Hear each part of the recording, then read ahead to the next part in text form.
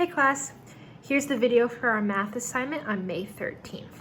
And today what we'll be doing is pages 703 through 705 together, and then you will do pages 707 and 708 by yourselves. So grab your pencil, grab your workbook, and let's get started. All right, friends, today we're going to work with drawing scaled bar graphs. Let's read what they have to say. Our bar graph uses bars of different lengths or heights to show data. In grade 2, you used a bar graph with a scale of 1.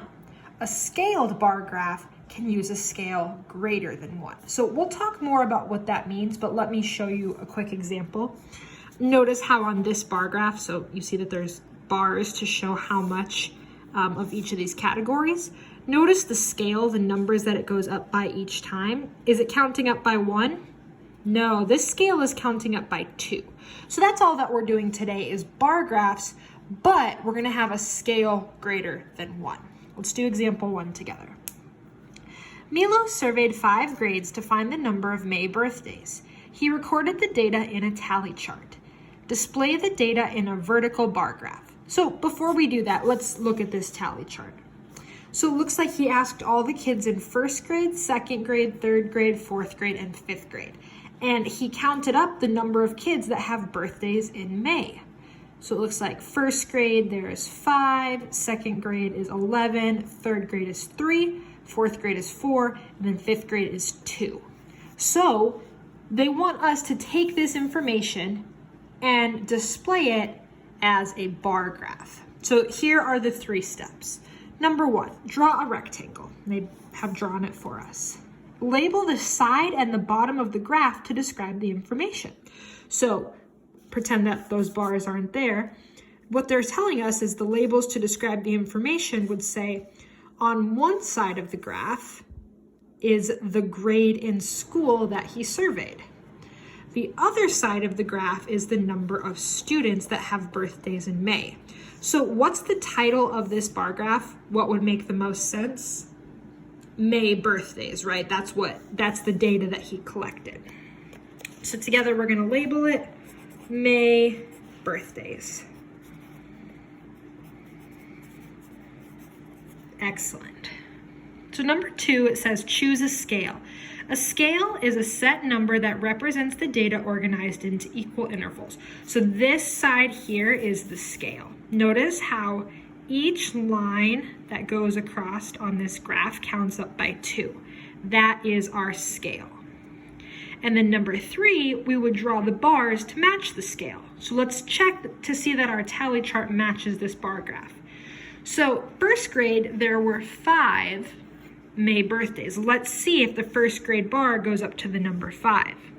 So I see it started with 0, 2, 4, and the bar goes above 4, but not all the way to 6. This bar does show 5. Let's read the 2nd grade bar and see how much this shows.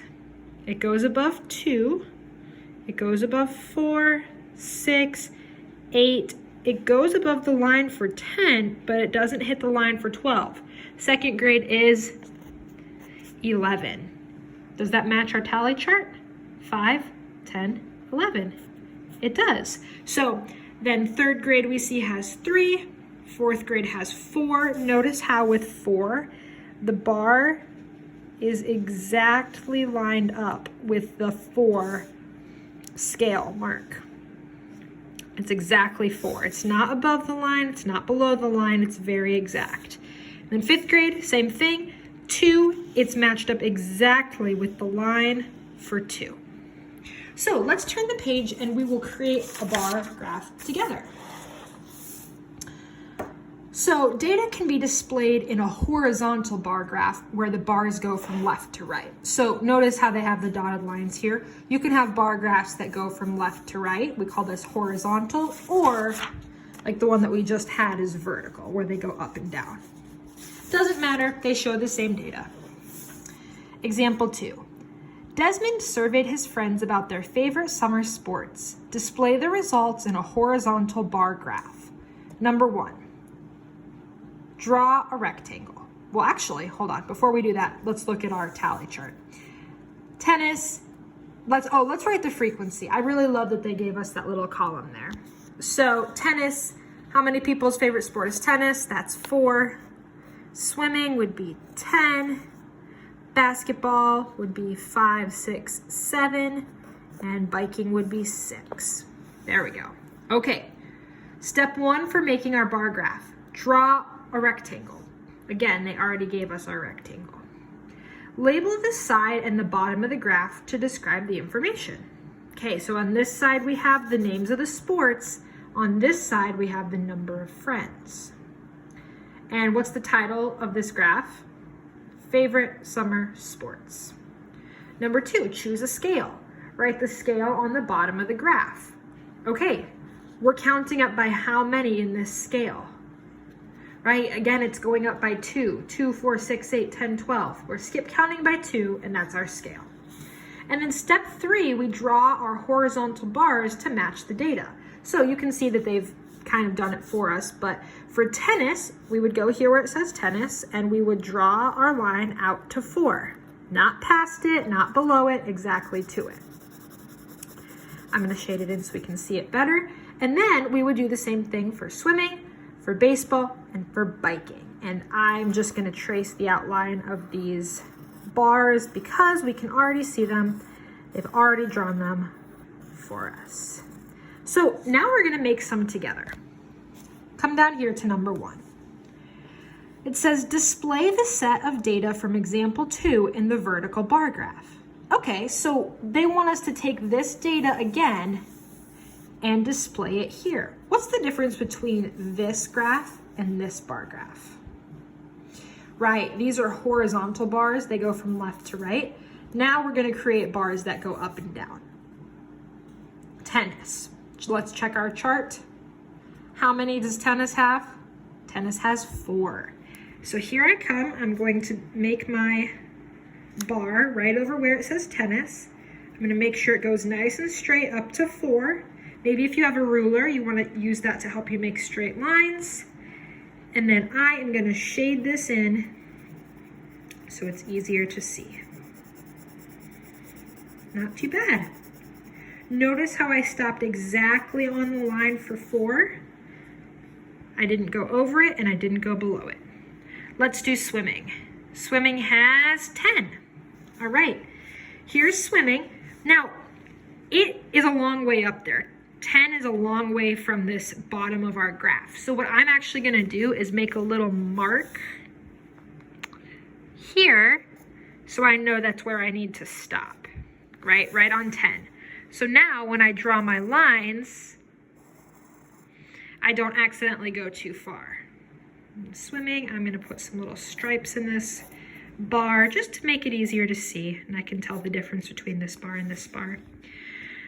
Baseball has 7. Okay, we're counting up by 2s, 2, 4, 6, 8, 10. 7 should be halfway between 6 and 8. So again, make a mark halfway between 6 and 8, and then draw your lines down.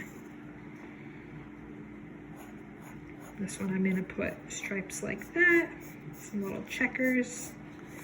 Perfect. And now time for biking. Biking has 6. Make your mark nice and straight right across, right on that line. And then draw your lines down.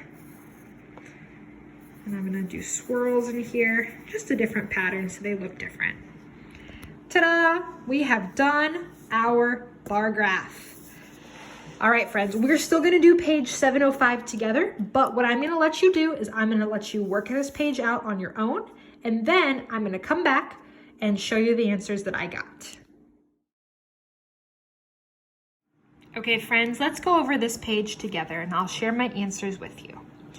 So, for number 2, it says display each set of data below in a bar graph. So we're taking the information from the tally chart, putting it over into a bar graph. So notice that they left the title blank. If the title of the tally chart is favorite birds to watch, then the title of our bar graph should also be favorite birds to watch. And what you should have done is made sure that you counted up the tally marks, and then, you know, when it says cardinal, find the place that says cardinal on the graph and draw a bar to the number that matches the tally marks. So Cardinal was to 8, Robin was to 4, and Goldfinch was to 9. And the other thing that they left blank down here was the label that describes these words. What describes them? Well, they're all birds, just like it says in the tally chart. So I forgot my S. These are birds. Types of birds. Okay, then just a couple questions. How many students responded all together? 21. How many more students liked watching the Goldfinch than the Robin? That's just subtraction. 5 students. All right, and for number 3, again, they left the title blank. Animal lifespans. Title here is also animal lifespans. And this time we had to draw the scale and label this side. So these things, lion, hamster, kangaroo, and rabbit, are all what? They are all animals. They're all animals. And then we had to decide what we wanted the scale to be. And the scale that we've been working with is skip counting by 2s. So I went and filled in each blank, starting with 0. See how we started? We always start with 0 as like the bottom line. Skip counted 2, 4, 6, 8, 10, and 12. And then I did the same thing we've been doing. I graphed the frequency to the line that it shows. So lion was to 10, hamster was to 2, kangaroo was to 5, right between 4 and 6, and rabbit was to 7, between 6 and 8. How many fewer years does the hamster live than the kangaroo? That would be 3. Which 2 animals, when you subtract their lifespans, will equal the lifespan of a hamster? If we subtract rabbit minus kangaroo, we would get hamster. So kangaroo and rabbit. And then one sentence to describe it. This is kind of like what we did yesterday. Just tell me something thoughtful about this data. So I said that the lion's lifespan is 5 times as long as the hamster's. 2 times 5 equals 10, which is the lion's lifespan. But as long as you have a thoughtful sentence here that describes your data in the graph, then you are fine. All right, you're gonna do pages 707 and 708 together. So it looks like for number 1, you're creating a bar graph. And then page 708, you are creating a horizontal bar graph, okay? Answering a couple questions about it. You have your vocabulary check, don't forget this. And then 1 test practice question. Keep working hard, Dolphins. If you've got questions, let me know.